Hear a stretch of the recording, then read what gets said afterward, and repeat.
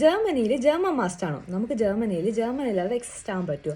Of course പറ്റും. ഇവിടെ ഒരുപാട് പേര് ജർമ്മൻ ഇല്ലാതെ പിടിച്ചിരിക്കുന്നുണ്ട്. വർക്ക് ചെയ്യുന്നവരെ, അല്ലെങ്കിൽ സ്റ്റുഡൻ്റ് ആയിട്ടുള്ളവർ, ഡിപ്പെൻഡൻറ്റ് വിസ വന്നവർ, ഒരുപാട് പേര് അങ്ങനെ നമുക്ക് പിടിച്ചിരിക്കുന്നുണ്ട്. പക്ഷേ നമുക്ക് ജർമ്മൻ അവർ ഇമ്പ്രൂവ് ചെയ്യാൻ ശ്രമിക്കണം. ശ്രമിച്ചിട്ടുള്ള പ്രശ്നം ഇപ്പം ഞങ്ങളുടെ ഹോസ്പിറ്റലിൽ കഴിഞ്ഞ ദിവസം വന്നൊരു പേഷ്യൻറ്റ് ഒരു രീതിയിൽ ജർമ്മൻ അറിയത്തില്ല.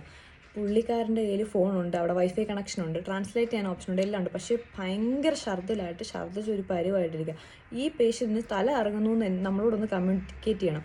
എത്ര ശ്രമിച്ചിട്ടും തല കറങ്ങുന്നു എന്ന് ആക്ഷൻ കൂടെ കാണിച്ചിട്ടൊന്നും നമുക്ക് മനസ്സിലാകുന്നില്ല. പുള്ളിക്കാരൻ അതെടുത്ത് ഫോണിൽ ടൈപ്പ് ചെയ്ത് ട്രാൻസ്ലേറ്റ് ചെയ്യാനും പറ്റുന്നില്ല.